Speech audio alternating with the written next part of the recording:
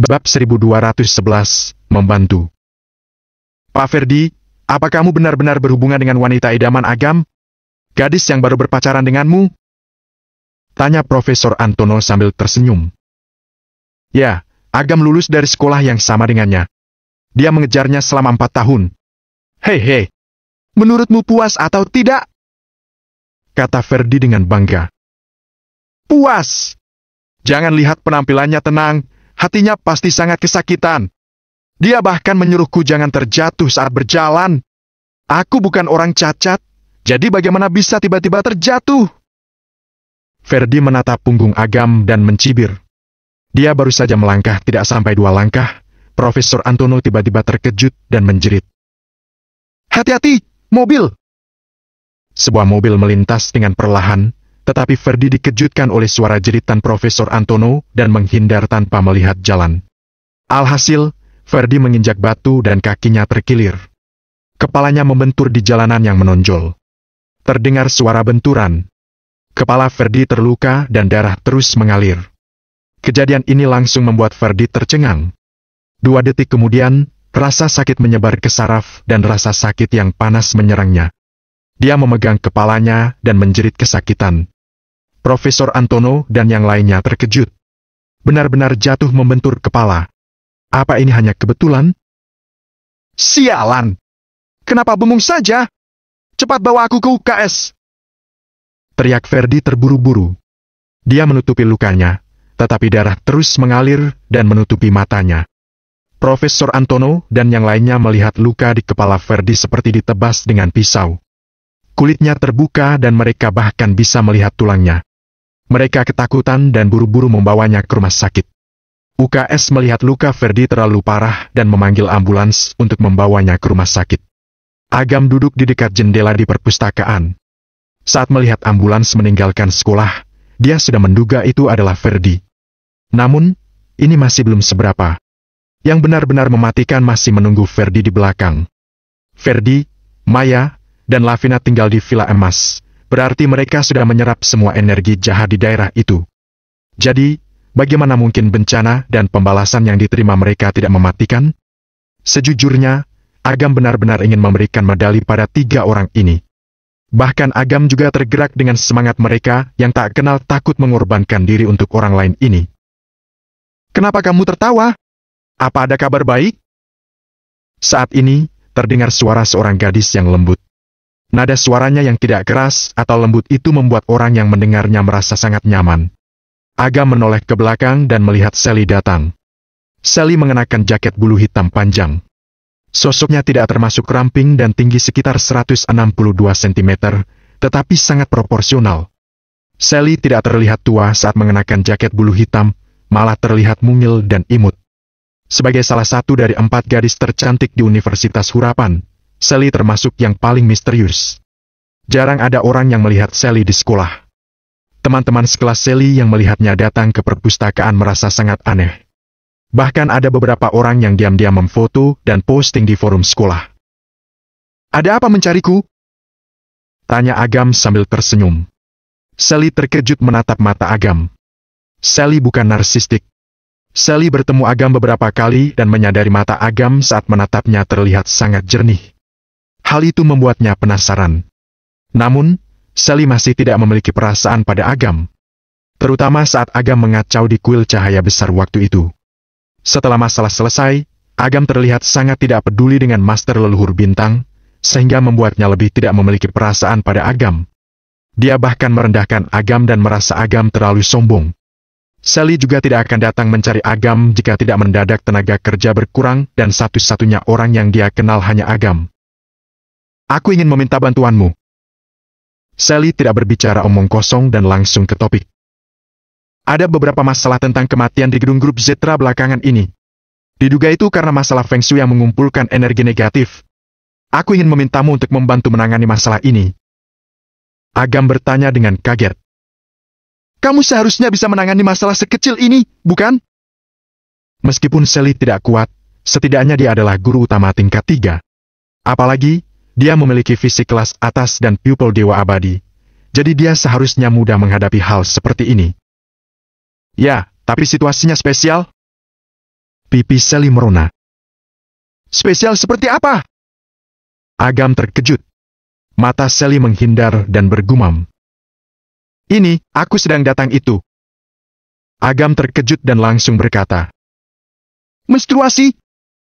Sally menggertakkan giginya. Tidak peduli seberapa tinggi kekuatannya, dia tetaplah seorang gadis. Di tubuh perempuan sendiri negatif. Energi negatif paling melimpah saat menstruasi. Dia akan mudah terpengaruh energi jahat jika pergi ke tempat yang penuh energi jahat saat ini. Pengaruh paling ringan adalah sakit parah, paling parah bisa memengaruhi fondasi tubuh seseorang. Kekuatan orang itu sendiri juga akan menjadi sangat terbatas. Saat ini, hati Sally merasa sangat malu. Sally menyesal mencari Agam. Sally sedang menstruasi dan memengaruhi kekuatannya, tetapi sebagai anggota sekte kebijakan, dia masih memiliki banyak cara untuk menghindari energi jahat. Namun, Sally datang ke dunia fana kali ini adalah untuk melatih dirinya. Jika dia menggunakan terlalu banyak kekuatan, tidak ada artinya juga melatih dirinya. Jika Sally harus memilih sekarang, dia lebih memilih sakit parah daripada datang mencari Agam. Terlalu memalukan. Aku akan mengikuti perintahmu. Agam tersenyum untuk meredakan suasana canggung. Ya. Sally menenangkan emosinya. Dia hanya ingin segera mengakhiri masalah ini, jadi dia langsung membawa Agam menuju ke gedung grup Zetra. Kantor presiden di lantai teratas gedung grup Zetra. Tidas duduk di kursi bos dan sedang berbicara di telepon dengan senyuman di wajahnya. Papi duduk di sofa sambil memainkan ponselnya. Dia mengenakan jaket bulu berwarna kuning dan celana jeans gelap yang menunjukkan kakinya yang panjang dan ramping dengan sempurna, lalu sepatu bot hitam yang memancarkan aura elegan di seluruh tubuhnya. Papi memiliki modal sebagai wanita cantik Universitas Hurapan. Namun, Papi menahan sikap angkuhnya sebelumnya. Dia terus menatap Tidas dengan tatapan mata penuh penasaran. Papi baru pertama kali ini melihat ayahnya begitu bahagia. Baiklah. Kalau begitu, kita makan malam bersama malam ini. Saat Tidas menutup telepon, Papi buru-buru bertanya. Ayah, siapa yang kamu telepon sampai terlihat begitu bahagia? Hei. Kamu juga tidak mengenalnya kalau kukatakan? Papi meminum seteguk teh hangat dan makin terlihat senyum di wajahnya. Ayah, kamu sangat menyebalkan. Katakan padaku, kenapa kamu begitu bahagia? Kata Papi sambil cemberut. Putriku yang manis ini marah? Baiklah, akan kukatakan. Negosiasi Asosiasi Pedagang Indonesia dengan Asosiasi Lajak Utara tadi malam awalnya hanya permintaan sepihak. Tidak disangka, Asosiasi Pedagang Indonesia menang dan mendapatkan setengah dari asetnya Asosiasi Lajak Utara. Ayah, hubungan kita dengan Asosiasi Pedagang Indonesia dekat, jadi ini sangat menguntungkan kita. Tanya Papi dengan heran. Hei, putriku benar-benar pintar. Ini hanya fenomena saja. Asosiasi Pedagang Indonesia sudah menyita begitu banyak aset Asosiasi Lajak Utara, jadi keseluruhan asosiasi pasti akan berkembang. Mungkin grup Zetra bisa bergabung dengan Asosiasi Pedagang Indonesia juga dan menjadi anggota. Kata Tidas sambil tersenyum. Papi sangat senang. Asosiasi Pedagang Indonesia adalah asosiasi pertama di ibu kota Kekaisaran, bahkan seluruh utara. Walaupun grup Zetra memiliki aset lebih dari 1,4 triliun juga tidak memenuhi syarat untuk bergabung dengan Asosiasi Pedagang Indonesia. Jika bisa memanfaatkan kesempatan ini menjadi anggota Asosiasi Pedagang Indonesia, masa depan grup Zetra akan terjamin. Tidak perlu 3 hingga 5 tahun, asetnya akan bertumbuh dan masuk ke klub kuadriliun. Ayah, bukankah sebelumnya kamu bilang tingkat kemenangan Asosiasi Pedagang Indonesia sangat rendah? Kenapa mereka bisa menang dan mendapat begitu banyak keuntungan? Tanya Papi dengan bingung. Bab 1212, dia pembohong. Bab 1212, dia pembohong. Tidas berpikir sejenak dan berkata, Aku tidak tahu detailnya juga, tapi aku dengar ada seorang pemuda yang membantu membalikan situasinya. Siapa itu? Hei, bagaimana aku tahu? Bisa berbuat sampai tingkat ini pasti orangnya berkuasa. Status dan kekuatannya jauh di luar jangkauan kita. Tidas menggelengkan kepalanya. Papi merasa kecewa. Tanpa sadar, Papi berfantasi tentang penampilan pria itu. Total aset Asosiasi Pedagang Indonesia sangat besar, bahkan mencapai 50 hingga 60 kuadriliun. Asosiasi Lajak Utara melemah, tetapi asosiasi ini masih tidak boleh diabaikan. Pria yang bisa mendominasi hasil antara dua asosiasi ini pasti adalah pria yang gagah perkasa dan pemberani. Wajah Papi merona saat memikirkan hal itu. Hehe, apa gadisku terpesona?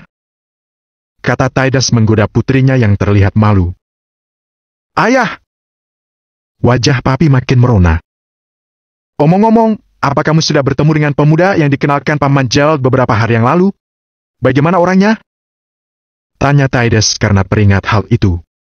Mendengar pertanyaan itu, Papi menjadi tidak bersemangat, ekspresi wajahnya menjadi dingin dan mendengus. Kenapa? Kamu tidak puas? Tidas tercengang. Bukan tidak puas, hanya saja aku sama sekali tidak menyukainya. Putriku, bukannya aku mau menceramahimu, standarmu jangan terlalu tinggi. Meskipun aku belum pernah bertemu pemuda itu, dari deskripsi Paman Gerald, pemuda itu baik dan hebat. Tidas menggelengkan kepalanya. Dia tidak berdaya dengan temperamen putrinya yang angkuh. Apa seorang penguntit wanita juga dianggap hebat? Kata Papi dengan nada menghina. Omong kosong! Paman Gerald adalah kenalan lamaku dan berutang budi padaku. Pemuda yang dia kenalkan pasti tidak akan buruk. Ayah, apa aku bisa membohongimu? Papi memberitahu Tidas tentang Agam yang beberapa kali menguntitnya. Papi sudah berprasangka buruk terlebih dahulu dan membesar-besarkan masalahnya. Setelah mendengar perkataannya, Tidas merasa pemuda itu memang tidak bisa diandalkan. Bukan hanya cabul, dia juga sangat jahat. Dia memberiku sebuah daun dan bilang bisa membuatku tetap aman. Tidak lama setelah menerimanya, aku mengalami kecelakaan mobil. Kalau tidak beruntung, aku sudah mati sekarang. Keluh Papi. Terjadi sesuatu seperti ini juga? Tidas mengerutkan dahinya. Tidas hanya memiliki seorang putri, jadi tentu saja dia mengutamakan keselamatan putrinya. Ada yang salah. Tidas mengerutkan alisnya dan merenung. Tidas tidak memiliki konflik dengan Gerald, apalagi yang menyangkut keuntungan. Lagi pula, Gerald melihat Papi dari kecil hingga dewasa, jadi dia tidak mungkin mengenalkan seorang pria bermasalah padanya. Apa mungkin ada kesalahpahaman? Tidak ada kesalahpahaman, aku mengatakan yang sebenarnya. Dia adalah guru di sekolah kita juga. Baru bekerja tidak sampai seminggu, dia sudah membawa murid kebar dan mengajari murid berkelahi juga. Beberapa waktu yang lalu, dia bahkan memukuli seorang guru wanita di sekolah kami. Setelah mengatakan itu, Papi menunjukkan foto dan video yang dia simpan sebelumnya pada Tidas. Tidas melihat video itu dan mengerutkan alisnya. Pemuda itu terlihat sangat energik dan baik. Dia sangat cocok dengan citra menantu yang diinginkan Tidas. Namun, memukul guru, sifat pemuda itu agak kejam. Selain itu, perpustakaan itu dihantui beberapa hari yang lalu. Dia masuk untuk menyelamatkan orang, tapi diusir keluar. Dia sengaja berakting dan membakar perpustakaan, membuat wajah seorang gadis terbakar dan cacat.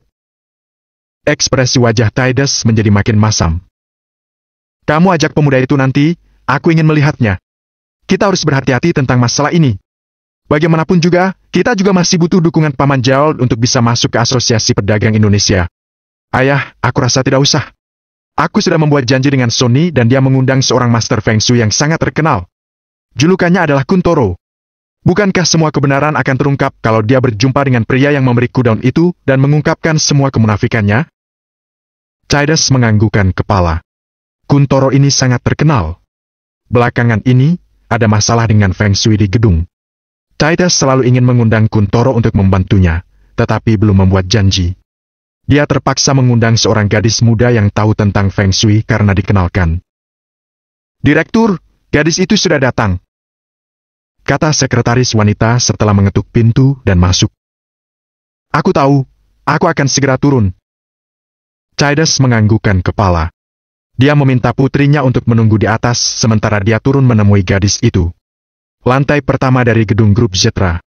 Melihat Agam yang melihat ke sekeliling, Sally bertanya. Apa kamu melihat sesuatu? Tempat ini memang tempat berkumpulnya energi negatif, tapi mudah diselesaikan.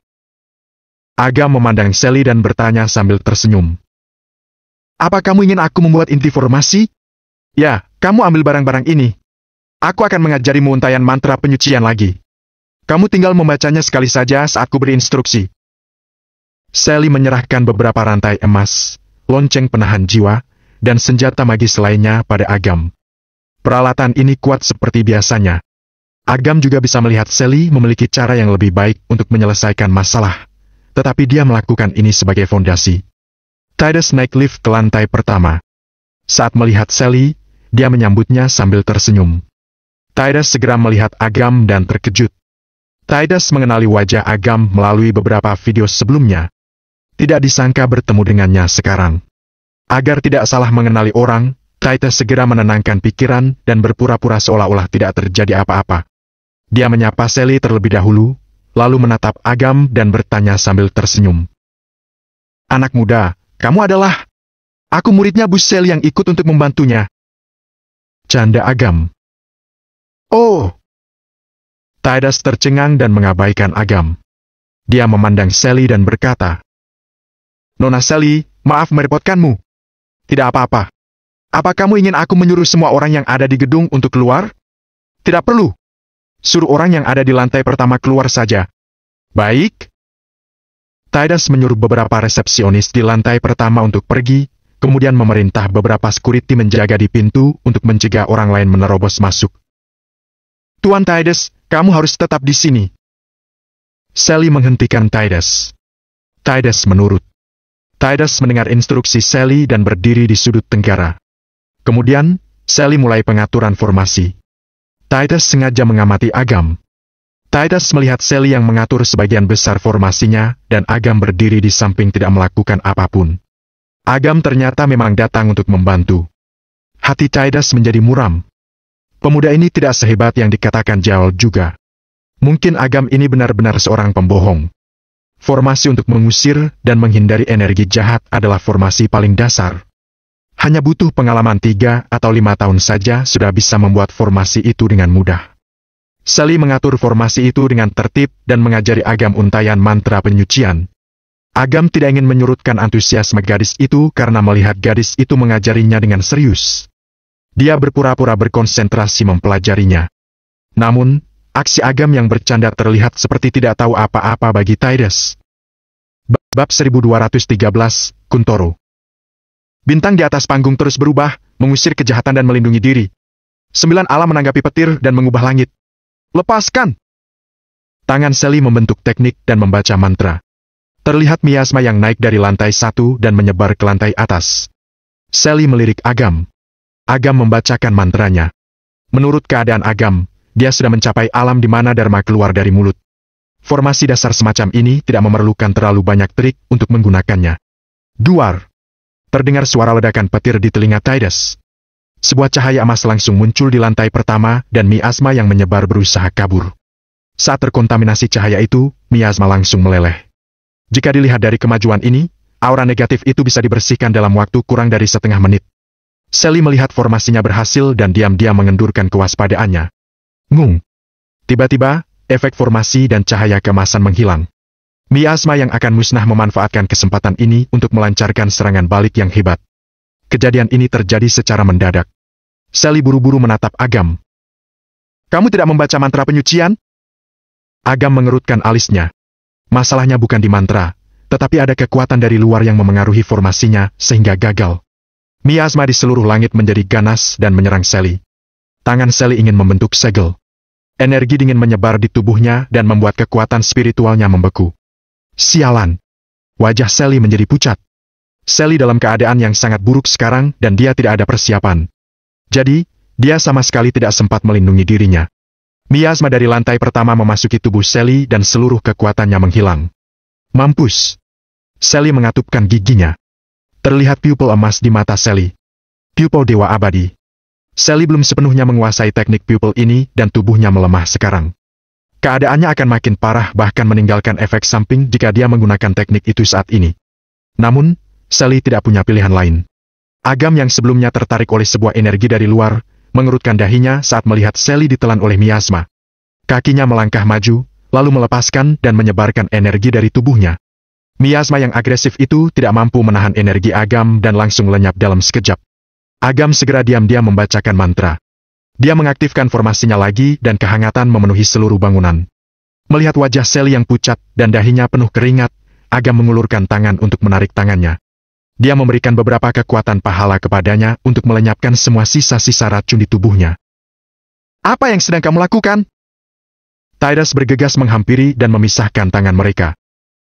Nak, kamu ingin memanfaatkan kesempatan ini untuk mengambil keuntungan dari Bu Sally? Apa kamu benar-benar menganggapku tidak ada? Kata Tidus sambil berdiri di antara Agam dan Sally dengan mata memelotot. Tidus benar-benar kecewa pada Agam. Bukan hanya tidak bisa apa-apa, Agam juga hampir mencelakai Bu Sally dan membuat bencana besar. Namun, bocah ini memanfaatkan kesempatan ini dan menyentuh tangan Bu Sally. Sangat konyol. Agam tidak memedulikan Tidus dan berbalik melihat ke arah pintu. Seorang pria tua berjanggut putih dan mengenakan jubah dengan pipi tiris berjalan masuk ke dalam gedung. Sonny mengikuti di belakang pria tua itu. Sonny. Tidus tersenyum melihat Sonny dan langsung menyambutnya. Dia berkata kepada pria tua itu. Anda pasti Kuntoro, bukan? Ya. Kata Kuntoro sambil mengelus janggutnya dan menganggukkan kepala. Sikapnya terlihat sangat sombong. Kuntoro, Anda datang tepat pada waktunya. Saya meminta gadis ini untuk mengubah Feng Shui dan mengusir roh jahat, tapi terjadi kesalahan. Apa Anda bisa membantu mengatasinya? Mohon Tidus. Oh. Kuntoro melihat sekeliling, menghitung dengan jarinya, dan membentak. Gawat! Ada iblis dan energi jahat di sini yang memenuhi langit. Kalau tidak mengatasinya, aku khawatir orang-orang di sini akan menghadapi bencana fatal. Hati Tidus menjadi terkejut dan buru-buru bertanya. Apa Anda punya cara untuk mengatasinya? Ada, tapi akan merusak energi abadiku. Kata Kuntoro. Tidus mengerti dan segera berkata. Saya akan menyiapkan hadiah 100 miliar untuk Anda. Bukan masalah uang, tapi... Kalau begitu, 200 miliar. Silakan Anda melakukannya. Baik. Kuntoro mengangguk dengan enggan. Dia mengeluarkan pedang mahoni petir dan mulai membuat formasi di aula. Wajah Sally sudah kembali merona. Dia datang ke sebelah Agam dan bertanya. Apa yang orang ini lakukan?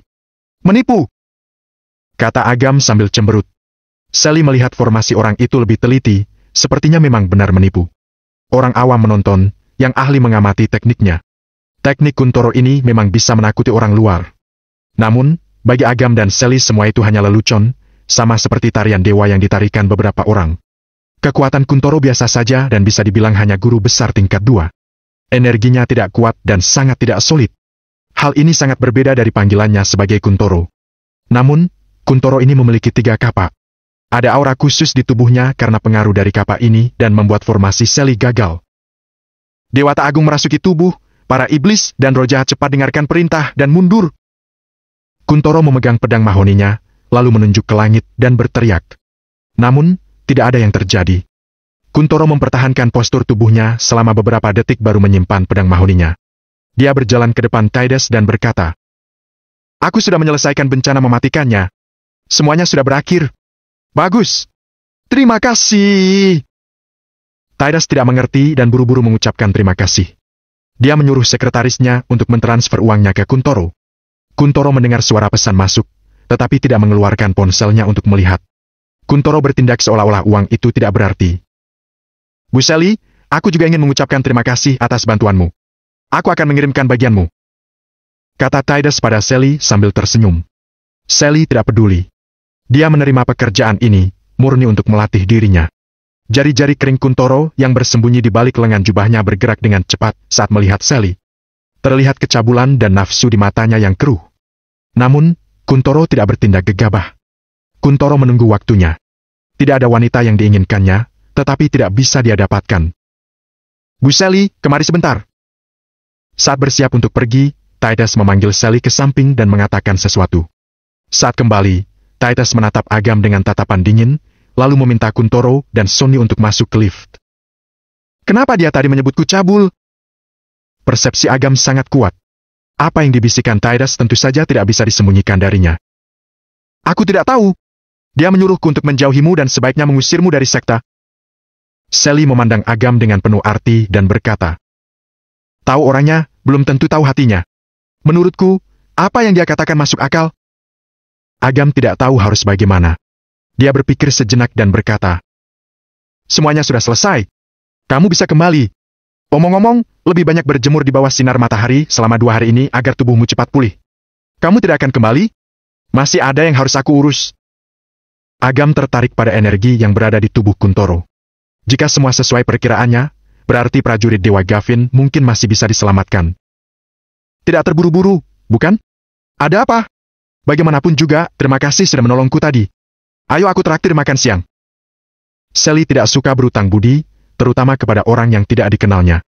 Sally telah bekerja sama dengan Agam beberapa kali, tetapi baginya, Agam hanyalah orang asing yang akrab. Baik. Agam juga tidak berlagak. Dia mencari restoran di sekitar untuk makan dan menunggu Kuntoro turun. Bab 1214, Hati yang Jahat. Kantor direktur di lantai teratas gedung grup Zetra. Papi sudah menyerahkan daun itu kepada Kuntoro. Kuntoro mengamati selama beberapa menit, lalu mengerutkan alisnya. Kuntoro, ada apa dengan daun ini? Tanya Titus. Dari mana kamu dapatkan daun ini? Tanya Kuntoro. Ada seseorang yang memberikan daun ini padaku. Dia bilang daun ini bisa membuatku aman. Jawab Papi. Berapa umur orang itu dan siapa namanya? Kuntoro, orang yang memberikan daun itu adalah pemuda yang kamu lihat di lantai bawah tadi. Jawab Titus mewakili Papi. Ayah, apa yang dia lakukan di sini? Ekspresi wajah Papi menjadi muram. Dia mengira Agam datang ke sini untuk mengikutinya. Dia datang bersama Bu Sally, katanya dia adalah muridnya. Papi, orang yang memberimu daun ini adalah guru yang bernama Agam itu, bukan? Tanya Sonny menyela. Sonny tidak mengerti tentang masalah ini. Sonny juga berpura-pura tidak mengenal Agam saat melihatnya tadi. Namun, dia tidak menyangka masalah ini berhubungan dengan Agam. Benar, dia yang berikan! Kata Papi dengan kesal. Kalau aku tahu sejak awal, aku tidak akan mengundang Kuntoro ke sini dan membuat semua ini sia-sia. Sonny berkata pada Kuntoro dengan ekspresi hina. Anda tidak tahu orang itu adalah guru di sekolah dan aku dengar dia sudah dipecat. Dia tidak punya kemampuan apa-apa. Aku bisa melihatnya. Kuntoro juga mengerti beberapa setelah mendengar begitu banyak dari Sonny. Dia melihat Papi dan berkata, apa terjadi sesuatu yang aneh setelah dapat daun ini? Kuntoro, tebakan Anda benar. Papi sangat terkejut dan buru-buru memberitahu Kuntoro tentang kecelakaan mobil itu. Kuntoro terlihat percaya diri setelah mendengar itu dan berkata, kalau begitu, memang betul. Daun ini diberi formasi jahat. Bukan hanya tidak membawa keberuntungan, tapi bisa membawa bencana. Niat orang itu sangat jahat. Sebenarnya, Kuntoro sama sekali tidak tahu misteri daun ini. Bahkan Master Feng Shui tingkat guru agung saja tidak tahu misteri di daun itu, apalagi Kuntoro ini. Kuntoro menanyakan masalah itu sebelumnya juga untuk melihat maksud hati mereka. Kuntoro sengaja berkata seperti itu sesuai keinginan mereka saat tahu mereka berprasangka buruk pada Agam, agar lebih mudah meyakinkan mereka. Setelah mendengarkan deskripsi Kuntoro, ekspresi wajah Titus menjadi muram. Ayah, benar yang aku katakan. Orang itu adalah pembohong, bukan? Seharusnya bilang orang itu sangat kejam. Dia menjadi murid Sally mungkin karena melihat Sally cantik dan ingin mendekatinya. Kata Papi. Buktinya sudah kuat. Titus benar-benar kecewa pada Agam. Terima kasih, Kuntoro. Silakan Anda beristirahat. Saya akan mentraktir Anda nanti. Kata Titus dengan hormat. Kuntoro menganggukkan kepala dengan sopan. Dipimpin oleh sekretaris wanita, Kuntoro pergi ke kamar sebelah untuk beristirahat sebentar. Ekspresi wajah Titus langsung menjadi muram begitu Kuntoro pergi. Ayah, lebih baik segera memberitahu masalah ini pada Paman Gerald agar dia tidak ditipu lagi. Papi merasa sangat bangga. Dia akhirnya sudah melampiaskan amarahnya karena telah mengungkapkan kemunafikan Agam. Tidak boleh, kata Titus dengan pelan. Apa kita masih tidak boleh mengatakannya padahal kita sudah punya bukti? Siapa Paman Gerald itu? Kalau mengatakan yang sebenarnya berarti kita mengatakan pengalamannya kurang sampai bisa ditipu oleh seorang pemuda. Bukankah ini akan mempermalukannya? Terkadang harga diri lebih penting dari kebenaran. Ini akan memengaruhi harga diri dan reputasi Gerald jika kabar ini tersebar. Masalah kecil jika hanya kehilangan harga diri. Masalah besarnya adalah bisa memengaruhi status sosialnya. Alih-alih membuat Gerald bersyukur, itu akan membangkitkan ketidakpuasannya. Apa yang dikatakan Paman Titus sangat masuk akal. Kata Sonny. Dia berpikir sejenak dan berkata, aku ada sebuah ide. Tidak bisa mengatakannya secara terus terang, tapi kita bisa coba mengujinya. Oh, coba katakan idemu. Tanya Titus dengan penasaran. Agam mengira dirinya adalah Master Feng Shui yang sangat hebat. Bagaimana kalau kita cari kesempatan agar dia bersaing dengan Kuntoro? Kita akan meminta Paman Gerald datang nanti agar dia bisa langsung melihat kemunafikan Agam. Bukankah semua kebenaran akhirnya terungkap? Itu ide yang bagus. Titus mengangguk menyetujui ide Sonny. Gerald sendiri yang membongkar kebohongan Agam, jadi Gerald masih tetap dianggap sebagai orang yang cerdas. Sonny, kamu memang mewarisi kelebihan ayahmu. Kalian sama-sama pintar dan bisa diandalkan. Hei, tapi kamu harus merahasiakan masalah ini, tidak boleh ketahuan. Paman Titus, jangan khawatir. Saya paling tidak suka penipu yang mencari kesempatan seperti ini. Saya sangat senang bisa membuatnya menerima hukuman. Sonny tersenyum tulus, tetapi diam-diam merencanakan sesuatu dalam hatinya. Sonny sudah lama membenci Agam. Sonny benar-benar dipermalukan di depan Yana saat berada di perpustakaan waktu itu. Setelah itu, Sonny merenungkan sejenak dan menyadari dia tidak akan bisa mendapatkan Yana jika tidak menyingkirkan Agam. Jika begitu, dia akan meminjam tangan orang lain untuk menyingkirkan Agam. Bukankah akan mudah untuk menyingkirkan seorang guru dengan kekuatan Titus dan Gerald? Di restoran Jimburin. Ini adalah restoran lokal di ibu kota Kekaisaran. Konsumsi per kapita adalah 700 hingga 800 ribu dan merupakan restoran kelas menengah di ibu kota Kekaisaran. Makanan orang kaya agak aneh. Makanan yang membosankan bagi rakyat sebelumnya menjadi makanan lezat di restoran ini. Sepiring akar sayuran liar seharga 158 ribu, roti seharga 118 ribu. Saat dihidangkan, akar sayuran liar hanya ditumis polos. Roti hanya seukuran kepalan tangan bayi dan hanya ada 4 buah. Namanya yang bagus terdengar penuh nutrisi dan menyehatkan. Aku tanyakan sesuatu padamu. Apa kamu sudah menyelesaikan masalah Feng Shui di Bukit Barat? Tanya Sally dengan penasaran saat hampir semua sayur dihidangkan. Sally tidak menanyakan masalah ini lagi saat kembali dari kuil cahaya besar. Setelah masalahnya selesai, Sally pergi ke Bukit Barat lagi saat melihat iklannya berterbangan kemana-mana. Dia menyadari Feng Shui di sana benar-benar berubah dan berkembang ke arah yang baik. Dia sangat tidak percaya dengan perubahan itu. Dia juga tahu apa yang sedang terjadi di Bukit Barat. Ada energi naga di bawah Bukit Barat dan roh jahat yang kuat bersembunyi di sana. Sangat sulit untuk mengubah Feng Shui dan mengusir energi jahat dari sana. Hanya orang seperti kakek Sally yang bisa menyelesaikan Feng Shui sana dalam waktu singkat. Agam jelas bukan orang seperti itu. Seharusnya. Jawab Agam samar-samar sambil menyantap makanannya. Oh.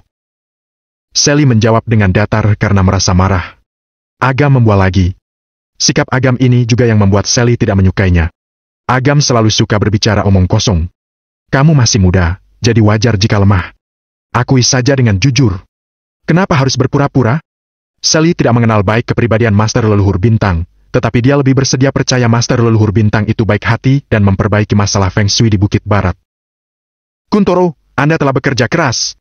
Saya telah menyiapkan sebuah ruangan pribadi dan anggur yang enak. Terdengar suara Titus dan sekelompok orang masuk ke restoran. Restoran ini memiliki 2 lantai. Lantai pertama adalah aula dengan tempat makan publik dan lantai kedua adalah ruangan pribadi yang independen. Agam dan Sally duduk di sekitar tangga. Titus dan rombongannya lewat dan segera melihat keduanya. Bu Sally, kamu masih di sini? Tanya Titus dengan heran. Dia tentu saja mengabaikan Agam. Lihatlah aku. Aku lupa sudah waktunya makan malam. Harap maklum. Kata Titus sambil meminta maaf. Sally sama sekali tidak peduli. Dia hanya ingin segera menyelesaikan makan malam ini dan tidak bertemu dengan Agam lagi kelak. Agam mengenali Papi dan menatap Titus di sebelahnya lagi. Dia terkejut dan bertanya. Apa kalian adalah ayah dan anak? Lalu, kenapa? Cibir Papi. Papi berpikir orang ini benar-benar tidak tahu malu. Sudah tahu masih tanya. Bukankah Agam tahu dia adalah putri orang kaya makanya terus mengikutinya? Sekarang, Agam malah pura-pura tidak tahu. Benar-benar menyebalkan. Bab 1215, Maha Tahu. Agam tiba-tiba menyadari sesuatu. Pantas saja ada energi jahat di tubuh Papi. Ternyata, roh jahat itu berhubungan dengan perusahaan keluarganya. Kamu tidak memakai jimat yang kuberikan padamu? Tanya Agam sambil mengerutkan alisnya saat dia mengamati Papi. Meskipun akar penyebabnya telah terpecahkan, energi jahat di tubuh Papi masih ada. Agam khawatir Papi dalam bahaya jika dia sudah membuang daunnya. Kamu masih berani mengungkitnya? Papi seketika menjadi marah. Saat Papi baru akan membuat masalah, Titus berkata, Sudah, Kuntoro masih ada di sini, jangan bergosip. Titus tidak memiliki kesan yang baik tentang Agam. Namun, mengingat hubungan Agam dan Gerald, Titus tidak ingin merusak hubungannya dengan Agam sebelum membongkar kebohongannya. Papi juga mengerti maksud ayahnya. Dia melirik Agam dengan hina dan tidak berkata apa-apa lagi. Dia tersenyum pada Sally dan berkata, Kenapa kamu tidak ikut dengan kami? Kuntoro adalah selebritas di kalangan Master Feng Shui, kamu mungkin bisa belajar sesuatu darinya. Papi juga egois. Walaupun tidak menyukai Agam, dia diperkenalkan padanya. Jadi, dia tidak mengizinkan Agam mengejar gadis lain, terutama gadis yang lebih baik darinya. Papi tahu Agam akan sulit bahkan tidak mungkin mendapatkan Sally, tetapi hatinya masih merasa tidak nyaman. Sally menolak Papi dengan sopan. Sally tidak menyukai Agam, tetapi dia lebih tidak suka dengan orang seperti Kuntoro. Bagaimanapun juga, Agam hanya sombong, tetapi dia tahu batasannya dan tidak akan membahayakan orang demi harta. Kuntoro, silakan naik ke atas. Papi juga tidak memaksa Sally dan mempersilakan Kuntoro. Kita hanya makan, jadi di sana saja. Tidak usah ke atas, kata Kuntoro. Kuntoro sudah mengincar Sally, jadi bagaimana mungkin dia melepaskannya?